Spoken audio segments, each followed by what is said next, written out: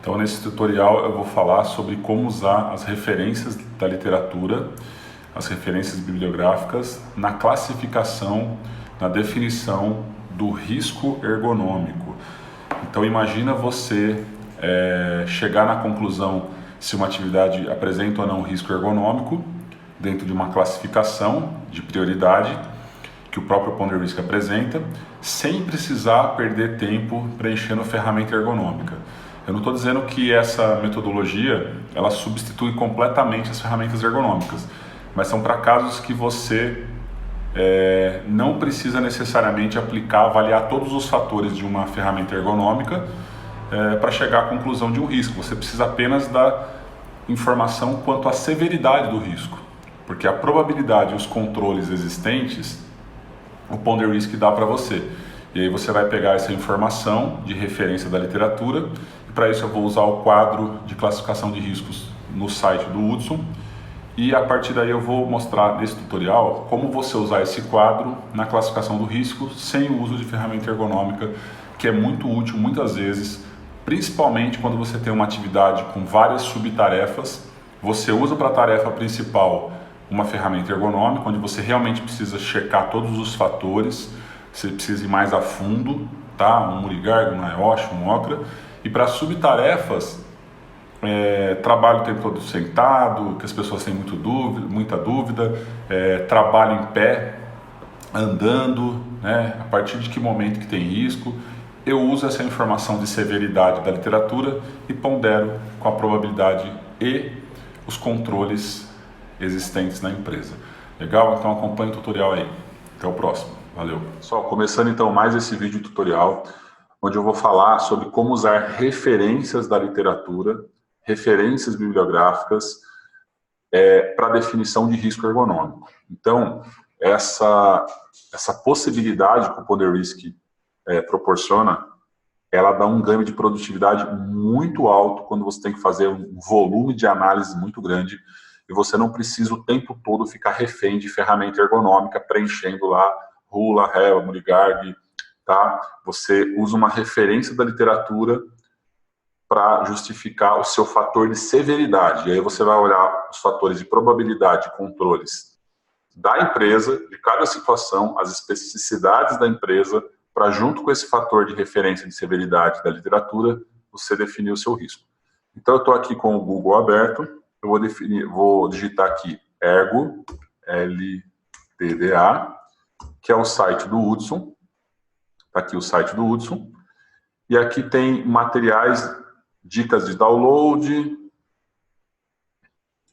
Vamos ver se está aqui no dicas de download. Consultoria, tá vendo? Estou dando uma navegada aqui. Vamos, dicas de download. Cliquei aqui, análise ergonômica, avaliação, folha, formulários, formulário de análise. Olha aqui, ferramentas de ergonomia, né? Veja aqui o quadro de classificação do risco ergonômico, um guia para auxílio na classificação do risco ergonômico nas diversas situações de trabalho. Então, abri aqui, eu posso fazer o download desse documento aqui, tá? Esse quadro de classificação. Então, vamos ler aqui. Este quadro deve ser lido na horizontal e é colocado por área do corpo. No final, discorremos sobre as situações de sobrecarga ergonômica para todo o corpo. A classificação é de responsabilidade técnica desse autor, que para alguns riscos faz referência à literatura científica que suporta a classificação. É sempre necessário considerar a taxa de ocupação real. Então, percebe aqui que você tem uma série de situações pré-definidas como sendo de risco. Tá? Em alguns casos, pessoal, eu até dou alguns exemplos no livro do Ponder Risk, a situação, eu brinco que é como se fosse o paciente chegando no hospital com uma fratura exposta, o osso já está para fora lá, e o ortopedista vai pedir uma radiografia para saber se teve fratura ou não. Muitas vezes os ergonomistas eles aplicam ferramentas ergonômicas em situações onde já está mais do que evidente a situação de risco, tá? Então, esse quadro ele ajuda nessas situações onde você não precisa prender um tempo preenchendo uma ferramenta ergonômica. você vem, pega uma referência aqui como fator de severidade e joga no Ponder Risk direto. Então, eu estou correndo o quadro aqui, ó, são várias situações onde você pode classificar. Ele não substitui 100% o uso das ferramentas, mas ele auxilia. Tem algumas observações aqui sobre o método que eu recomendo que vocês leiam. Tem uma conclusão aqui e tal, toda a fundamentação. E o mais importante que eu queria mostrar para vocês são as referências. Então, aqui tem uma série de referências internacionais de conhecidas, reconhecidas no meio, onde o Hudson referencia da onde ele tirou a questão dessa... Ó, tá vendo aqui, ó? A própria 8995, a ISO aqui de iluminação. Então, tem uma série aqui de referências ergonômicas, de literatura, onde ele fundamenta o quadro. Então, isso é interessante você também usar essa referência aqui lá no próprio Ponder Risk, tá bom?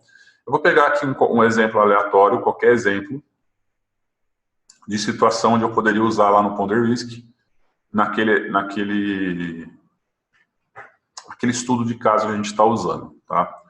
Então, vamos pegar aqui, você vê que tem aqui a nomenclatura. Então, olha só, vamos abrir aqui. Você tem aqui ação técnica normal, que é o meu verde claro lá no Ponder Risk. Então, voltando aqui no Ponder Risk,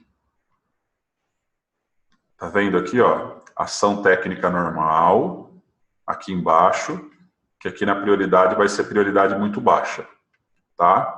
Aí depois eu tenho aqui improvável mais possível,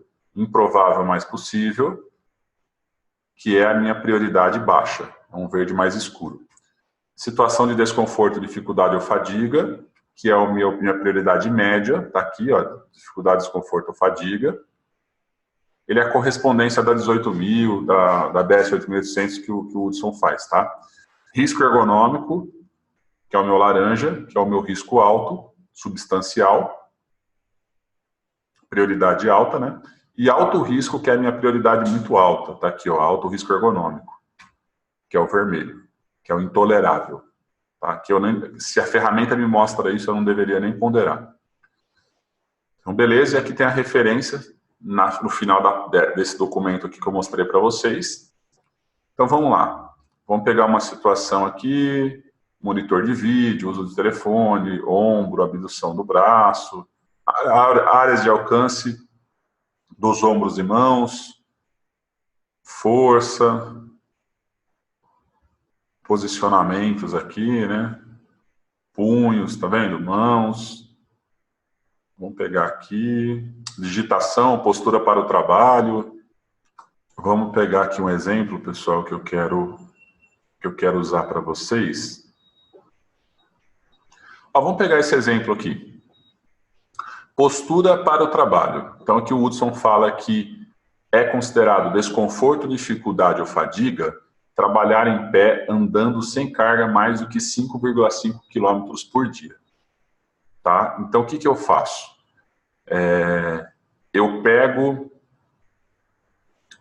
essa referência aqui, posso copiar até essa, vamos ver se funciona aqui. Eu posso copiar essa referência, jogar aqui no Ponder Risk, tá? Como aqui, ó, trabalhar em pé, em pé andando sem carga mais do que 5 km por dia. Joguei essa referência aqui na coluna fator de severidade, tá? Vou lá no quadro, posso até citar quadro de classificação das diversas atividades como referência de literatura. Posso jogar aqui ou não, tá? Quadro de classificação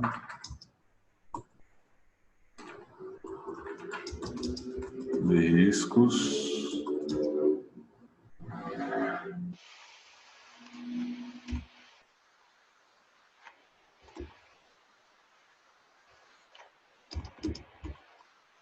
Couto. Só como exemplo aí, tá? Então ficou aqui, ó, quadro de classificação de riscos de Couto, trabalhar em pé, tal, e aí tem a referência do risco lá que você usou, tá? Pronto, joguei para baixo aqui. Depois você pode dar uma formatadinha, mas beleza. Aí aqui eu vou fazer o seguinte, no resultado, eu vou colocar aqui o que o quadro fala. Que é uma situação C, tá vendo? Ó? Você pode até usar essa referência do quadro, que é um C. Segundo o quadro de risco lá, é um C. E o que é esse C? Peso equivalente. Nessa escala que a gente usa, ficou muito fácil, né? De 1 a 5, o Hudson considera como médio, como desconforto, dificuldade e fadiga, que é o 3 aqui. Então, eu vou jogar o 3. Ele é equivalente... Peraí que eu fiz besteira aqui. É equivalente... Opa! A uma situação 3. Pronto, amarelo. E aí eu vou ponderar normalmente. Então, para essa situação de trabalho em pé, mais do que 5 quilômetros por dia, existe uma verbalização. As pessoas se queixam de ter que ficar em pé o tempo todo andando. Verbalização de desconforto, dificuldade e fadiga. Então, aqui, o primeiro quadro de probabilidade está lá no tutorial dos fatores de probabilidade, é 5. E o segundo quadro aqui, todas essas informações referem-se ao peso 4. Então, verbalização, eu vou colocar aqui probabilidade 4. E tem algum controle? Vamos ver se tem algum controle aqui. Vamos ver aqui se a gente pode colocar algum controle. Não tem controle, tá? Ausência de controle. Lembrando que ausência de controle é 5, inverte aqui o conceito, né? Ausência de controle é peso 5. Então, com esse cenário aqui, de probabilidade 4, pela verbalização, vou até assinalar aqui, pela verbalização, peso 4. E pela ausência de controles, você vai preencher aqui, peso 5, 4 e 5, de um risco de prioridade média, de desconforto, dificuldade e fadiga, pela verbalização e ausência de controle. O que seria um controle aqui? Por exemplo, um sistema de rodízio, tá, com outras atividades onde o operador pudesse sentar. Que mais? Atividade permite variação postural. Isso seria um controle 1, tá? Seria um controle máximo. Então, por não ter esses controles, foi para 4 aqui. Então, foi para risco ergonômico. Sem preencher ferramenta nenhuma, só usando o quadro de classificação de risco, eu citei aqui e cheguei na classificação do risco. Vamos mudar aqui, vamos ver se muda alguma coisa se eu colocar um controle máximo aqui. Olha lá. Se eu implementar no meu plano de ação, eu colocar da empresa lá, eu colocar que precisa ser feita alternância de postura a cada tanto tempo, junto com, né, um rodízio ali de atividades onde ele possa sentar, e a empresa implementar isso, na revisão eu vou colocar aqui um controle 1, muito provavelmente vai sumir aqui a verbalização, porque as pessoas vão passar a ter uma condição melhor, tá? Muito provavelmente vai sumir isso daqui, e aí altera o resultado, mas só pela medida de controle já manteve o resultado da classificação de risco. Tudo bem? Aí numa revisão poderia até mudar o próprio quadro de classificação aqui, né, do risco. Legal? Então, essa é uma forma de você usar. Eu poderia usar outros exemplos aqui, mas você pode pegar qualquer situação aqui e usar na sua classificação do risco, tá? No quadro aqui tem uma citação para operador de empilhadeira. Operar empilhadeira sentado o tempo todo, tal, ele te dá, ó, sobre vibração, tá vendo? Você faz lá um laudo de acelerômetro com acelerômetro, um laudo de vibração, e você pode usar aqui como exemplo de severidade do risco. Acaba sendo bem útil porque você não fica aí perdendo tempo preenchendo ferramenta ergonômica. Você pode usar esse quadro aqui, tá? Eu já usei até esse daqui, ó. Odor fétido ou forte. Estação de tratamento de efluentes lá. Entra como desconforto, né? E aí, se tem verbalização e não tem nenhum controle, isso aí pode até ir para uma prioridade mais alta. Mas, enfim, vocês estão observando aí, tem várias situações para levantamento de carga, várias situações aí de uso da tabela do Hudson, que é bem útil para classificar o risco. Beleza? Vamos ver se a gente encontra mais alguma coisa aqui. Acho que é isso, né? Ficou claro para vocês, vocês entenderam bem. Vocês podem usar aí para várias situações. Legal? Então, voltando aqui, mais um exemplo de uso das referências. Eu dei esse exemplo de X aqui, mas poderia ser essa, né? De como usar as referências para fator de severidade, junto com a probabilidade de controle, chegar na classificação de risco. Então, até o próximo tutorial. Um grande abraço.